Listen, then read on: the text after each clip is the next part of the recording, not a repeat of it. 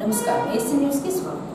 YCP ప్రభుత్వంలో ఉచిత పంటల బీమా పథకం అమలు చేస్తే కూటమి ప్రభుత్వం అధికారంలోకి వచ్చిన తర్వాత తుంగలో తొక్కు వేసిందని వైఎస్ఆర్సీపీ పార్టీ అద్దంకి నియోజకవర్గం ఇన్ఛార్జ్ అశోక్ కుమార్ విమర్శించారు. ఈ సందర్భంగా ఆయన మాట్లాడుతూ వైసీపీ ప్రభుత్వంలో టెక్నాలజీ అమలు చేసిందని, తుఫాన్ దాటికి ఎంత పంట నష్టం వాటిల్లిందో ప్రభుత్వం వివరాలు బయటపెట్టలేదన్నారు.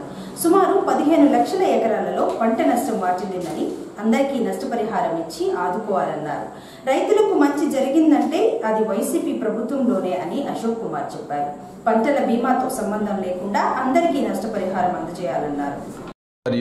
గొట్టిపాటి రవి గారు నిన్న ఏదో ప్రోగ్రామ్ లో మాట్లాడుతూ జగన్మోహన్ రెడ్డి గారికి ఈ రాష్ట్రం గురించి కానీ రాష్ట్ర ప్రజల గురించి కానీ మాట్లాడే అర్హత లేదు అని కామెంట్ చేస్తున్నారు. మిస్టర్ రవికుమార్ గారు, ఒక్కటి గుర్తు పెట్టుకోండి, ఈ రాష్ట్రంలో ఎటువంటి సంఘటన గురించి అయినా బాధపడేది, ప్రజలకు మంచి చేసేది ఒక్క జగన్మోహన్ రెడ్డి గారే. ఎందుకంటున్నాను అంటే, మీరు అనుకున్నటువంటి మేమేదో ఆ తుఫాన్ ని డైవర్షన్ చేశాము, పక్కకు పంపించాము అని విజయోత్సవాలు జరుపుకుంటున్నారు కదా, ఆ తుఫాను నుంచి రక్షించినటువంటి ప్రతి సిస్టమ్ని కూడా ఈరోజు మీకు అందుబాటులో తీసుకొచ్చింది జగన్మోహన్ రెడ్డి గారు అండ్ జగన్మోహన్ రెడ్డి గారి ప్రభుత్వం అనే గుర్తుపెట్టుకోండి.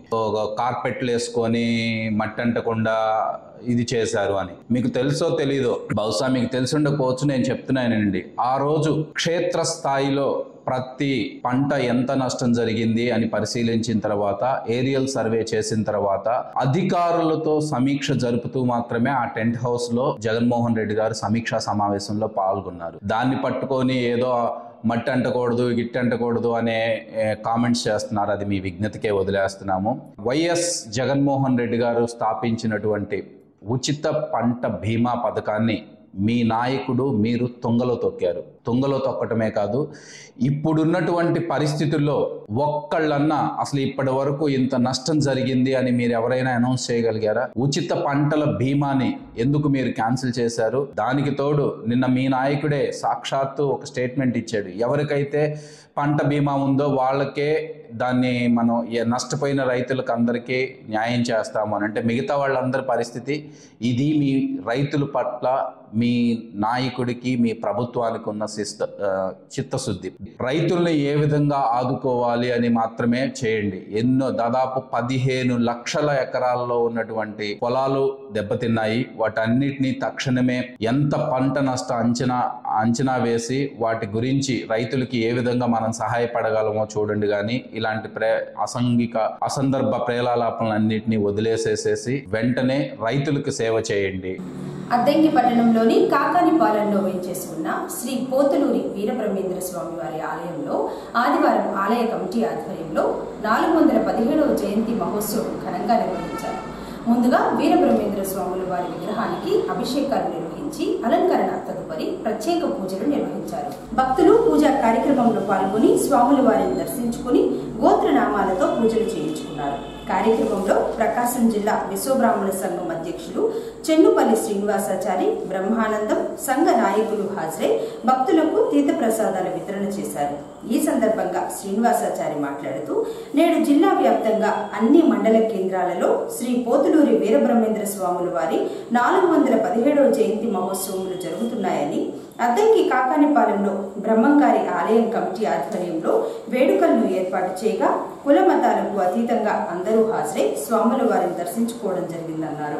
మన అద్దంకి పట్టణం కాకానిపాలెంలో వేంచేస్తున్న శ్రీ మద్విరాట్ పోతులూరి వీరబ్రహ్మేంద్ర స్వాముల వారి దేవాలయంలో స్వామివారి 417వ జయంతి మహోత్సవ కార్యక్రమాన్ని అంగరంగ వైభవంగా వేద పురోహితులు హనుమంతాచార్య బృందం వారిచే ఉదయం నుంచి స్వామివారికి అభిషేకము, అంకనాదాన ప్రత్యేక పూజలు నిర్వహించి తదుపరి కాకానిపాలెం భక్త బృందం మహిళా కమిటీ వారిచే భజన, స్వామివారి నామ సంకీర్తనలు అంగరంగ వైభవంగా ఇప్పటి వరకు జరుగుతున్నాయి. మరి ఈ కార్యక్రమానికి స్థానిక భక్తులు, ప్రజానీకం, అశేష జనం హాజరై స్వామివారి తీర్థప్రసాదములు స్వీకరిస్తూ ఉన్నారు. ఎంతో ఆనందదాయకం, సుపరిణామం. సర్వజనులు అందరూ కూడా సుఖ సంతోషాలు వర్ధిల్లాలని ప్రత్యేక పూజలు నిర్వహించారు. మరి వీరబ్రహ్మేంద్ర స్వాముల వారు అనగానే పల్లెటూరు నుంచి చదువు లేని వాళ్ళు, చదువుకున్న అందరూ కూడా ఏ వింత కలిగినా ఆనాడే చెప్పాడు బ్రహ్మంగారని ప్రతి నిత్యం చెప్పుకునేటువంటి మహనీయుడు, కాలజ్ఞానకర్త. అద్దంకి ఆయన ఆ రోజు ఆయన రాసిన కాలజ్ఞానంలో అద్దంకి ఆ రావణ పట్టణం అవుతుందని ఆ మహనీయుడు ఆనాడే చెప్పాడు. మరి ఆనాడు ఆ మహనీయుడు చెప్పినటువంటి విషయాన్ని మనం ఈరోజు కళ్ళారా చూస్తున్నాం. మనం గ్రామ స్థాయి నుండి పట్టణ స్థాయికి అద్దంకి ఎదిగింది. అలాగే అద్దంకి చరిత్ర నాంచారమ్మ కానీ మరి శ్రీశైలం గురించి కానీ ఎన్నో చెప్పారు. వారు ఏం చెప్పినవి కూడా జరుగుతున్నాయి. అలాంటి మహనీయుడిని మరి ఆ రోజు ఉన్నటువంటి మూఢనమ్మకాలను పాల్గొడుతూ సామాజిక చైతన్యపరుస్తూ ఆయన దేశ సంచారం చేసి ఎన్నో వింతలు విశేషాలని జనాలకు తెలియజెప్పిన మహనీయుడు. ఆ మహనీయుడు జయంతి కార్యక్రమాన్ని అద్దంకి దేవస్థాన కమిటీ వారు నిర్వహించుకోవడం చాలా శుభపరిణామం. మరి ఈ కార్యక్రమానికి ఇచ్చేసినటువంటి భక్తజనం, అలాగే శంకరకొండ దేవస్థాన కమిటీ డైరెక్టర్ శ్రీమతి నారాయణమ్మ దంపతులు, మరి టెలికాం డైరెక్టర్ కృష్ణారావు గారు, స్థానిక నాయకులు, ప్రజాప్రతినిధులు, అధికార ప్రముఖులు అందరూ హాజరైనారు. వారందరికీ కూడా అలాగనే కాకానిపాలెం భక్త బృందం మరి మహిళలు ఎక్కడ ఏ కార్యక్రమం జరిగిన వారు సేవా కార్యక్రమాన్ని చేస్తూ స్వామివారి నామ సంకీర్తన కూడా చేస్తుంటారు. వారికి భక్తులకి కార్యక్రమ దాతలందరికీ కూడా పేరు పేరున దేవస్థాన కమిటీ నుంచి హృదయపూర్వక ధన్యవాదాలు తెలియపరుస్తుంది. లోక కళ్యాణార్థ ప్రాపంచిక వ్యవహార ధర్మం కొరకు ప్రతి సంవత్సరము కూడా కార్తీక మాస శుద్ధ ద్వాదశి తిథి యందు వీరబ్రహ్మేంద్ర స్వాముల వారు జన్మించినటువంటి సమయము. ఆ సమయాన్ని పురస్కరించుకొని అన్ని దేవాలయాల్లో కూడా వీరబ్రహ్మేంద్ర స్వాముల వారి జయంతి ఉత్సవాలు రంగరంగ మహావైభవంగా జరుగుతున్న విశేషము. భక్తుల యొక్క యోగక్షేమం కొరకు అదేవిధంగా అద్దంకి పట్టణ లోక కళ్యాణార్థ ప్రాపంచిక వ్యవహార ధర్మం కొరకు కాకానిపాలెం ముందు వేంచేస్తున్నటువంటి మాతా గోవిందమాంబ సమేత శ్రీమద్ విరాట్ పోత్ర వీరబ్రహ్మేంద్ర స్వాముల వారి దేవస్థానమునందు వీరబ్రహ్మేంద్ర స్వాముల వారి 417వ జయంతి ఉత్సవ పూజా కార్యక్రమాలు ఎంతో కమిటీ వారి ఆధ్వర్యంలో మహిమాన్వితంగా భక్తిపూర్వకంగా జరుగుతూ ఉన్నవి. భక్తుల యోగక్షేమం కొరకు చేసినటువంటి ఈ కార్యక్రమంలో దాతల సహకారంతో స్వామివారి అన్నప్రసాద కార్యక్రమాలకి అందరూ కూడా విచ్చేస్తున్నారు. స్వామివారి దర్శించుకొని తీర్థము ప్రసాదము స్వీకరించవలసినదిగా అద్దంకి పట్ట ప్రజలకు మరీ మనం చేస్తూ ఉన్నాం.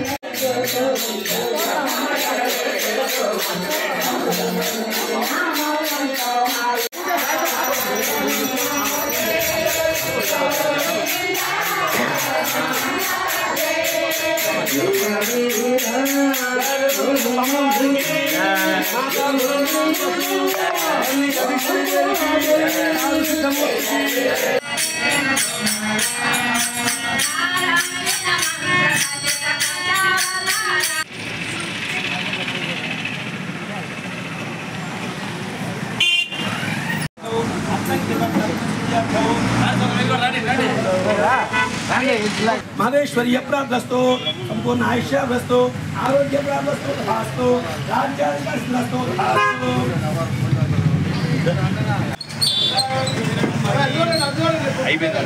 మా మామ ఎప్పుడు రావాలరా?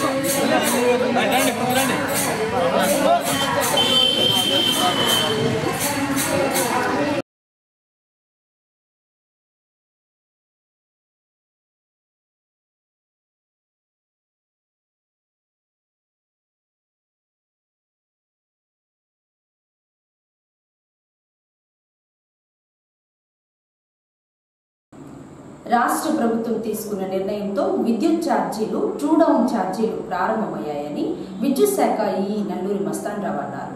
అద్దంకి పట్టణంలోని పలు ప్రాంతాల్లో శనివారం రాత్రి ఈ మస్తాన్ రావు విద్యుత్ బిల్లులు పరిశీలించారు.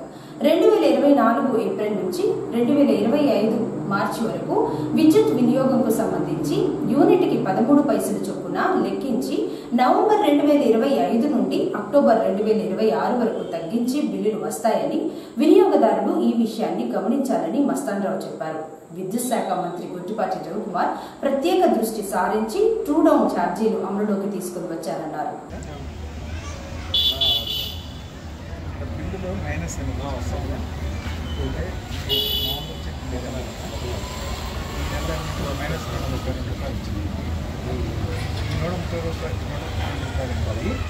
వచ్చింది అనేటువంటి మీకు ఒకసారి చెప్తామని తెలిసి సంవత్సరం 2024, 2025 ఆ సంవత్సర కాలంలో ఆ 12 నెలల్లో అప్పుడు ఎఫ్టీటీసీ ఛార్జెస్ అని చెప్పి యూనిట్ కింద అని చెప్పేసి వేసాను. అది ఇప్పుడు వాడకానికి ఇప్పుడు 13 పైసలు లెక్క తగ్గి గవర్నమెంట్ మధ్య మన విద్యుత్ శాఖ మంత్రి గారు కూడా నిర్ణయం తీసుకునేసి ప్రభుత్వం మన కేంద్రం కూడా తెలియజేశారు. మీరు న్యూస్ పేపర్స్లో కూడా మీరు చూసి ఉంటారు. యూనిట్కి 13 పైసలు కాకుండా తగ్గింపు అని చెప్పేసి ఇచ్చారు. అంటే టూ డౌన్ ఛార్జెస్. కాబట్టి అప్పట్లో 4వ నెల 2024లో 4వ నెల ఇది ఇప్పుడు నవంబర్ నెలలో అడ్జస్ట్మెంట్ 190 రూపాయలు వచ్చింది. అంటే ఆ సంవత్సర కాలం అంతా కూడా ఏంటంటే ఇప్పటి నుంచి ఇంకా రాబోయే సంవత్సరం అంటే నవంబర్ నుంచి వచ్చే సెప్టెంబర్ వరకు కూడా 2026 సెప్టెంబర్ వరకు కూడా ఇదే విధంగా ఆ సంవత్సరానికి సంబంధించి ఈ సంవత్సరానికి అప్పుడు ఏమైనా అంతా.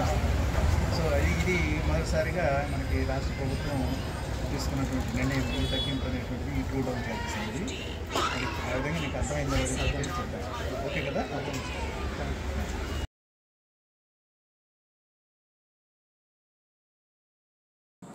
మోంతా తుఫాన్ ప్రభావంతో పంటలు నష్టపోయిన రైతులందరికీ ప్రభుత్వం నష్టపరిహారం చెల్లించి ఆదుకోవాలని వైఎస్ఆర్సీపీ పార్టీ అద్దంకి నియోజకవర్గం in-charge doctor Chintalapudi Ashok Kumar demand చేశారు. తుఫాన్ కారణంగా రైతులు నష్టపోయిన పంటలను అద్దంకి మండలం రెడ్డిపాలెం గ్రామంలో ఆదివారం అశోక్ కుమార్ వైసీపీ నేతలతో కలిసి పరిశీలించారు. రెడ్డిపాలెం గ్రామంలో రైతులు ఎక్కువ శాతంలో ఎటువంటి పంటలు వేశారో అశోక్ ఆరా తీశారు. చేతికొచ్చిన మొక్కజొన్న పంట నష్టం వాటిల్లటంతో రైతులతో మాట్లాడి ధైర్యం చెప్పారు. ప్రతి రైతుకి నష్టపరిహారం అందించే విధంగా అధికారులు చూడాలన్నారు.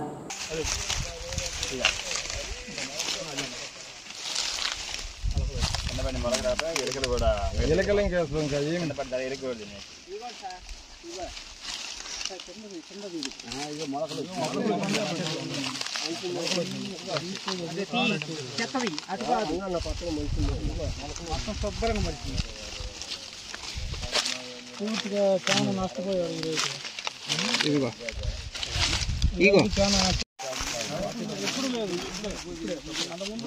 మందు బస్తాలు నానా కాల్ చేసి ఇబ్బంది పెడితే తప్పనిచ్చి మందు బస్తాలు ఇచ్చిన పరిస్థితి లేదు. చెప్పాం సార్ ఇది పద్ధతి కాదు సార్ అని చెప్పానంటే మొత్తం కింద అన్ని వచ్చినాయి.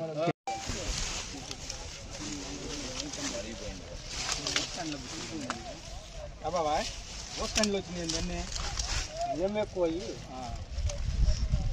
చాలా వచ్చేలేదు. వాళ్ళు వచ్చినాయి, వాళ్ళు వస్తారే దాదాపు. వచ్చినప్పుడు ఒకసారి చెప్పండి. ఒకవేళ తీసుకోకపోతే కనుక మన వాళ్ళకి చెప్పి నేను మళ్ళీ ఇందాక ఏవో గారితో మాట్లాడేవాళ్ళు ఈ ఊర్లోనే వస్తున్నారంట మొత్తం సర్వే దానికి అంతా. చూద్దాం, సరేనా?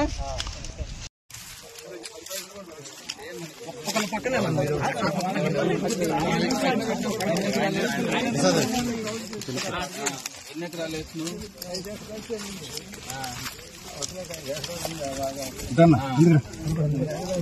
ఎంత ఇస్తావు కౌలు మామూలుగా ఎకరానికి?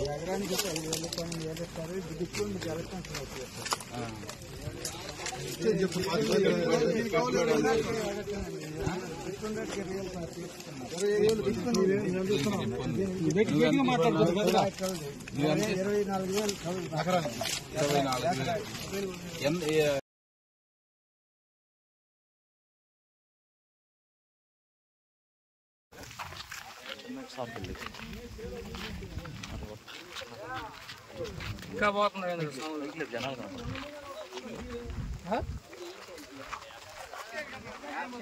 పైకి వెళ్తున్నాడు ఇక్కడికైనా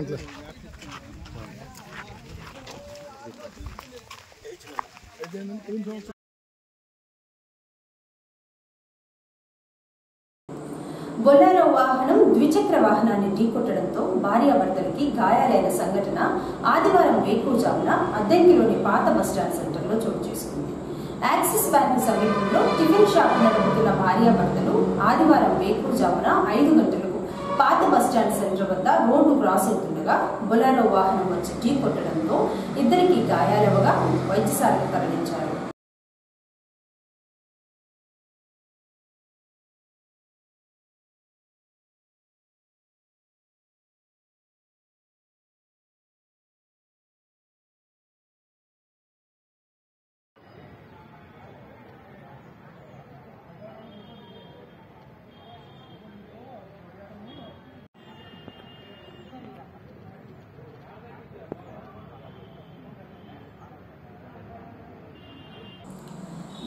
తుఫాన్ ప్రభావం వలన రాష్ట్ర వ్యాప్తంగా తీవ్ర నష్టం వాటిల్లిందని, మండలంలో మొక్కజొన్న పంటలు వేసిన రైతులు నష్టపోయారని, తక్షణమే వారికి నష్టపరిహారం చెల్లించి ప్రభుత్వం ఆదుకోవాలని సిపిఎం పార్టీ పట్టణ అధ్యక్షుడు తంగిరాల వెంకటేశ్వర్లు తెలిపారు. అద్దంకి పట్టణంలోని అభ్యుదయ నగర్లో ఉన్న సుందరయ్య భవనంలో ఆదివారం తంగిరాల వెంకటేశ్వర్లు ఏఎస్ఎన్తో మాట్లాడారు. తుఫాన్ కారణంగా భారీగా కురిసిన వర్షానికి గుండ్లకమ్మ నదిలో బావులు, పంప్ హౌస్ మునిగిపోవడంతో పట్టణంలో నీటి సరఫరా నిలిచిపోయిందన్నారు. మున్సిపల్ అధికారులు పట్టణ ప్రజలకు త్రాగునీటి సమస్య లేకుండా 4 ట్యాంకర్లు ఏర్పాటు చేసి నీరు సరఫరా చేస్తుండగా సరిపోవడం లేదని అదనంగా ట్యాంకులు ఏర్పాటు చేసి శివారు కాలనీలో నీటి సరఫరా చేయాలన్నారు. శివారు కాలనీలో ప్రతిరోజు ట్యాంకర్లు వెళ్లకపోయినా రోజు మార్చి రోజైనా పంపించి పుష్కలంగా త్రాగునీరు సరఫరా అయ్యే విధంగా అధికారులు చూడాలని వెంకటేశ్వర్లు కోరారు. రాష్ట్ర వ్యాప్తంగా ఈ మధ్యకాలంలో వచ్చినటువంటి మంతా తుఫాను వలన చాలా నష్టం జరిగింది. ముఖ్యంగా రైతులు పంటలు బాగా తీవ్రమైనటువంటి నష్టం జరిగింది. ఈ రైతులు వేసినటువంటి పంట చేతికొచ్చే దశలో మిగతా అన్ని మన ప్రాంతంలో ఈ ప్రాంతంలో ఉన్నటువంటి ముఖ్యంగా మొక్కజొన్న పంట, ఈ మొక్కజొన్న పంట తీవ్రమైనటువంటి నష్టం జరిగింది. ఈ నష్టపరిహారం రైతులకి సకాలంలో అందించి దానికి సంబంధించినటువంటి రైతులను ఆదుకోవాలని చెప్పేసి కూడా తెలియజేస్తాను. దాంతోపాటు తుఫాను అద్దంకి పట్టణంలో తీవ్రమైనటువంటి నీటి సమస్య, ఏదైతే గులకమ్మ పొంగటం వల్ల గులకమ్మలో ఉన్నటువంటి వాటర్ ట్యాంకులు ఏవైతే ఉన్నాయో మోటార్లు అవన్నీ మునిగిపోయటం వల్ల ఈ అద్దంకి పట్టణానికి వాటర్ సప్లై అనేది లేకుండా తీవ్రమైనటువంటి ఇబ్బందులు ప్రజలు ఎదుర్కొంటూ ఉన్నారు. దీని పరిష్కారం కోసం దీన్ని అధిగమించడానికి మున్సిపల్ అధికారులు ట్యాంకర్ల ద్వారా నీళ్లు సరఫరా చేసేటువంటి ఇది చేశారు. దీన్ని మనం అభినందించాలి. దాంతోపాటు మేము చెప్పేది ఏంటంటే 4-5 ట్యాంకర్ల వరకే టౌన్లో తిరుగుతూ ఉన్నాయి, 2 ట్యాంకుల పరిధులు అవి చాలు. ఇంకొక 4 ట్యాంకర్లని వినియోగించి మా వాటర్కి సమస్య లేకుండా ముఖ్యంగా అవి పరిష్కారం చేయాలని చెప్పేసి మేము తెలియజేస్తూ ఉన్నాం. స్లమ్ ఏరియాలు ఇప్పుడు 7వ ward slum area, Yerukula colony, గుర్రాల కాలనీ, మొండితోగపాలెం, అదేవిధంగా అటు గొర్రెలమిట్ట, ఈ ప్రాంతాల్లో అందరూ పేదలు నివసించే బోర్లు లేనటువంటి పరిస్థితి. ఆ ప్రాంతాల్లో ప్రత్యేకమైనటువంటి చొరవ తీసుకొని అధికారులు వాళ్ళని ఇబ్బంది లేకుండా చేయాలి. దాంతోపాటు శ్రీరామ్ కాలనీ, జగనన్న కాలనీలు, ఇటు ఎన్టీఆర్ నగరు, గరటే కాలనీలో కూడా ఈ సమస్య. ఎక్కడైనా పేదలు నివసించే ప్రాంతాలను కొంచెం పరిశీలన చేసి వాళ్ళకి ఇబ్బంది లేకుండా ఈ వాటర్ సరఫరా చేయాలని చెప్పేసి తెలియజేస్తా ఉన్నాం. మేము స్వయంగా వెళ్ళి పరిశీలన చేసిన దాంట్లో వెళ్ళినప్పుడు కూడా నీళ్లు తక్కువగా పట్టుకోమని చెప్పేసి అంటా ఉన్నారు, మాకు చాలట్లేదని చెప్పేసి అక్కడ ఉన్నటువంటి ప్రజలు చెప్తా ఉన్నారు. అంటే వెళ్ళే రోజుకు ఒకసారి కూడా వెళ్ళట్లేదు, 2 రోజులకు ఒకసారి ట్యాంకర్లు వెళ్తూ ఉన్నాయి. ఉన్న పరిస్థితులు కూడా ఉంది, ఇబ్బందులు కూడా ఉన్నాయి. మేము వాటి నుంచి అధిగమించే దానికోసం అధికారులు మేము ఈరోజు కమిషనర్ కూడా కలిసి ఈ విషయం మీద కమిషనర్ గారి దృష్టికి తీసుకెళ్లాలని చెప్పేసి అనుకుంటా ఉన్నాం. ఈ వాటర్ సమస్య ఇబ్బందులు 2 రోజులు ఇంకో ట్యాంకర్లు పెంచి ఈ సమస్యని పరిష్కారం చేసేదానికోసం చొరవ చూపించాలని చెప్పేసి ఈ సందర్భంగా తెలియజేస్తున్నాం. దాంతోపాటు చిన్న నష్టాలు కూడా జరిగినాయి, వాటిని కూడా ప్రతిపాదిపతిన ఎవరు ఎక్కడున్నా అనేది కూడా పరిశీలన చేసి దానికి సంబంధించినటువంటి పరిష్కారం కోసం ప్రయత్నం చేయాలని చెప్పేసి కూడా సిపిఎం పార్టీగా మేము తెలియజేస్తా ఉన్నాం. అద్దంకిలో 2 హాస్టల్ విద్యార్థులు శనివారం అదృశ్యం కాగా 24 గంటల్లోపే అద్దంకి సిఐ సుబ్బరాజు ఆధ్వర్యంలో 2 విద్యార్థులను క్షేమంగా తీసుకుని వచ్చి డీటీ వద్ద బైండ్ ఓవర్ చేసి 2 విద్యార్థులను తల్లిదండ్రులకు ఆదివారం అప్పగించారు. వెంపరాలకు చెందిన ధనుష్, కొత్తరెడ్డిపాలెంకు చెందిన సుబ్బారెడ్డి కాకానిపాలెం జెడ్పీ హైస్కూల్లో 10వ తరగతి చదువుతుండగా 2 కలిసి శనివారం అదృశ్యమయ్యారు.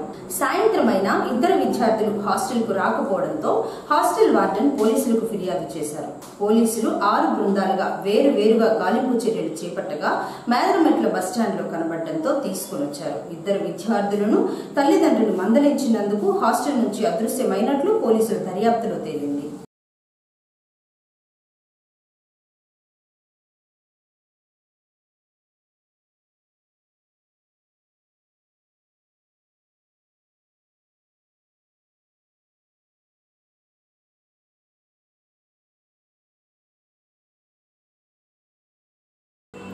భీమనాథం హనుమారెడ్డి రచనా రంగంలో చేసిన కృషి ఎంతో ఉందని, ప్రతి రచయిత హనుమారెడ్డిని ఆదర్శంగా తీసుకోవాలని పొన్నూరి వెంకట శ్రీనివాసులు అన్నారు.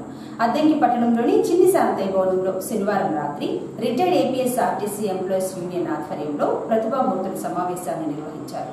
ముందుగా ప్రతిభామూర్తుల చిత్రపటాలకి ప్రముఖులందరూ పూలమాలలు వేసి నివాళులర్పించారు. వెంకట శ్రీనివాసులు సినీ దర్శకులు ఆదుర్తి సుబ్బారావు తీసిన సినీ విశేషాల గురించి వివరించారు. అనంతరం శ్రీనివాసులు కొల్లా భువనేశ్వరిని ప్రముఖులకు సన్మానించారు. డాక్టర్ నాగభైరవ కోటేశ్వరరావు గారు ముందు తోటి హనుమారెడ్డి గారిని ఎన్నిక చేశారు, ఆయన పరిగెత్తించాడు. అయితే నేను హనుమారెడ్డి గారి యొక్క ఆలోచనలకి నేను అంతా రీచ్ అయ్యానో కాలేదో నాకైతే అర్థం కావటం లేదు. ఆయన చనిపోయి 5 సంవత్సరాలైనా ఆయన చేసినటువంటి పెద్ద కార్యక్రమాలు లాంటివి నేను కూడా చేయలేకపోయాను అని సభాపూర్వకంగా నేను చెప్పుకుంటున్నాను. ఎందుకంటే ఆయనకి అంగబలం ఉంది, ఆయనకి ఆర్థిక పరమైనటువంటి బలం ఉంది. ముఖ్యంగా ఆయన ఎవరంటే అద్దంకి ప్రాంతానికి చెందినటువంటి వాడు కాబట్టి ఆ అద్దంకి అనవేమారెడ్డి లాగా హనుమారెడ్డి గారికి కూడా అంతటి శక్తి సామర్థ్యాలు ఉన్నాయి కాబట్టి ఆయన కార్యక్రమాలను కూడా దిగ్విజయంగా నిర్వర్తించగలిగాడు. మేము కూడా ఆ కార్యక్రమాల్ని హనుమారెడ్డి గారి యొక్క స్ఫూర్తితోటి మళ్ళీ ముందుకు తీసుకెళ్లాలని అనుకుంటున్నాం, కానీ అంత దీక్షతోటి చేయలేకపోతున్నాం అన్నది మాకు కూడా ఉంది. అయితే హనుమారెడ్డి గారి ఇన్ని విజయాలకి కారణం ఏమిటంటే హనుమారెడ్డి గారిలో ఉన్నటువంటి సమయభావం, హనుమారెడ్డి గారిలో ఉన్నటువంటి ముక్కుసూటిత. ఏ కార్యక్రమం పెట్టినా సరే దీనికి ఎవరైతే బాగుంటారు అని ఆయన ఆలోచన చేసి ఆ వ్యక్తినే తీసుకొచ్చి మాట్లాడిస్తాడు తప్పితే పొన్నూరు శ్రీనివాసు నాకు మిత్రుడు కాబట్టి, పలానాయన నాకు స్నేహితుడు కాబట్టి ఆయన తీసుకొచ్చి నేను ఉపన్యాసం చెప్పిస్తానని ఎప్పుడూ హనుమారెడ్డి గారు అనుకోలేదు.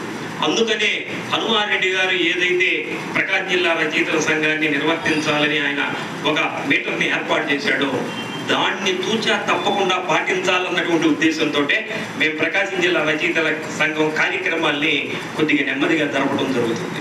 ఎందుకంటే చిన్న చిన్న కార్యక్రమాలు చేసి ఆయన ఎవరో చనిపోయాడు ఒక ఫోటో పెట్టి దండేయటం, ఈయనెవరో బ్రతికాడు, అటువంటి కష్టాన్ని ఇష్టంగా భావించి కోటయ్య గారి ఈ కార్యక్రమాన్ని దిగ్విజయంగా తీసుకొస్తూ ఉన్నాడు.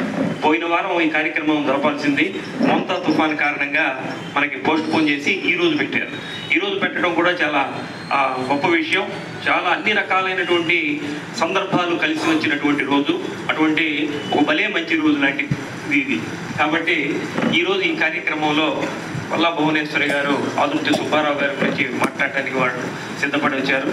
మా జ్యోతి ప్రజ్వలన చేసేటటువంటి కార్యక్రమాన్ని మా అన్నగారు గడిపల్లి దివాకర్ దత్తు గారు చేయాల్సింది. అయితే వారు అన్నపూర్ణ సంస్థ బిగ్గిపాటి మధుసూదన్ రావు గారి సారథ్యంలో నడుస్తూ ఉంటది. అక్కినేని నాగేశ్వరరావు గారు కూడా అప్పుడే బిగ్గిపాటి మధుసూదన్ రావు గారు ఆయన కలిసి దొంగరాముడు సినిమా చేసి ఉంటారు. ఆ దొంగరాముడు సినిమా చేసిన తర్వాత తదుపరి చిత్రం ఎవరి డైరెక్షన్లో చేయాలి అనేది ఆలోచిస్తూ ఉంటారు.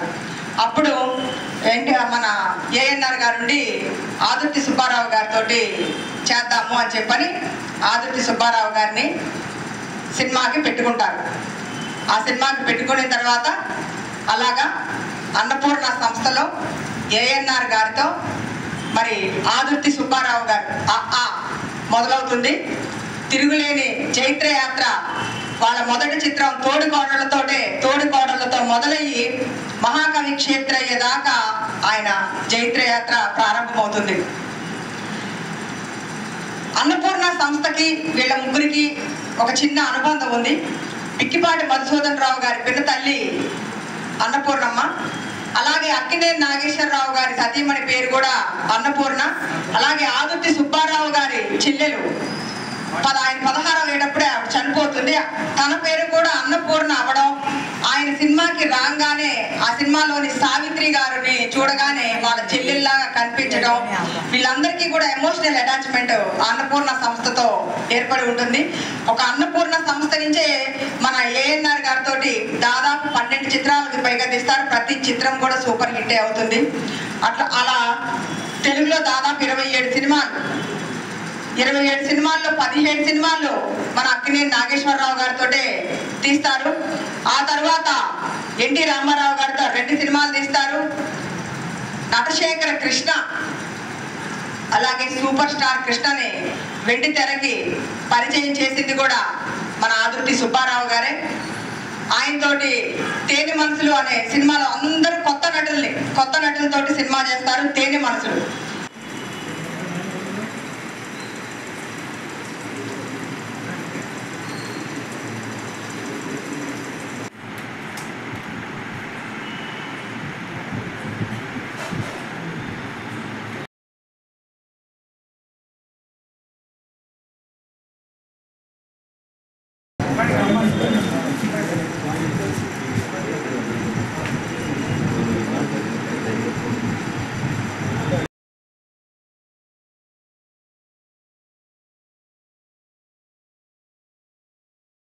ఏసీ న్యూస్ ఇంతటితో సమాప్తం. నమస్కారం.